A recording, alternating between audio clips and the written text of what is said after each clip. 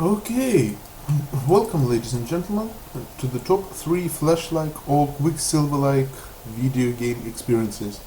In the current video I will aim to show you the 3 games footages that allows you to use super abilities similar to Quicksilver from Marvel and Flash or even Zoom from DC Universes.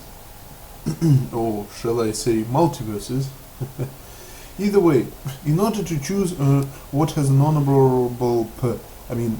honorable right to count as a Quicksilver or Flash-like experience, I have chosen to approach the games from a certain point of view. Not only you need to be able to, well, run pretty fast, you also need to be able to slow down the time flow of the surroundings. Basically, we have seen in various media and both Marvel's and DC's most famous speedrunners enter their own so-called pacing or variation of time, which for Flash's case even has a flashy name, Speed Force. See what I did there? So I thought it would be fair to see the same variation of speed used in the games. In addition to that, I do not count the specific mods that add slow mode via additional script or similar. It's got to be an original dev's product that includes it. So if you're a fan of Quicksilver mod for Fallout 4 or Flash for GTA 5, it's obviously great, but they will not be shown in the current video. While we may all have played as Flash himself or adorable mutant Quicksilver in the various games series such as Injustice, Lego titles, and even glorious Legends modes of DC Universe Online, none of them quite allow you to enjoy the full power of slowing time down for a reasonable duration, but rather just run really fast. So, for number 3, real speedster-like experience, I chose the Middle-earth Shadow of War DLC. That's right, a DLC that is called Desolation of Mordor. So, you might say, how is a Lord of the Rings related product anything to do with superheroes such as of Marvel or DC universes? Well, it turns out, and that is why it is only the 3rd in the current list, the Desolation of Mordor actually allows you to tap into not quite the Speed Force, but rather quite interesting set of abilities, such as flying with parachute, just cause-like grapple hook in open world, by the way, summon various allies, and slow the time down. So why number 3? Why have you most likely not tried the DLC just for super speed experience? Well, the answer is quite disappointing, at least to me. In order to access the specific ability, you need to get really lucky with RNG, which decides what type of in-game loot you get from certain bosses and some of the dead orc enemies.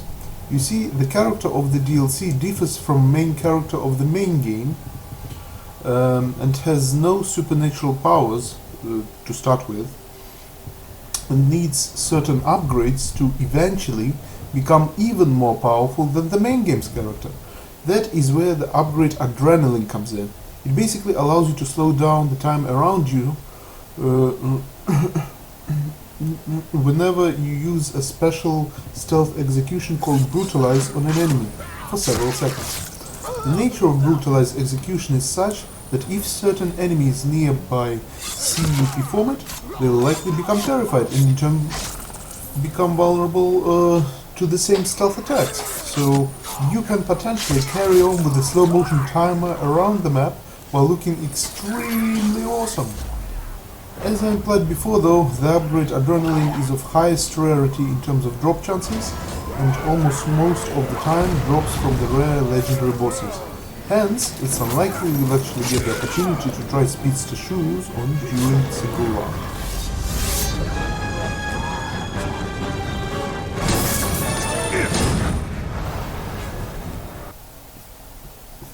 At number 2, I present to you the one and epic one that is first-person shooter called Postal 2. Now, being the person who does not in any particular way enjoy 99% of FPSs, I can still spend hours describing and discussing that glorious masterpiece and why everyone could and should enjoy it sometime in their life, but sadly I'm not a speedster in real life, and my time, as much as yours, is quite valuable, so I'll jump to the point. You play as the guy known Postal Dude. You have no special magical superpowers. You are not scientifically enhanced. In fact, you just want to do some daily, everyday errands, like buying some milk. How exactly does super speed fit in the narrative? Answer is drugs. You'd say, whoa, but aren't drugs illegal? Well, calm down. Technically, what Postal Dude uses is not classified as an illegal drug. It's actually a catnip. Really? I'm not kidding here. Really? I'm not kidding. You intake that can of delicious cat food and set off on a wonderful journey. Excuse me. Basically, you slow down everything and everyone except yourself. As a result, of course, that may or may not result in tactical advantage in combat. That is, if you choose combat.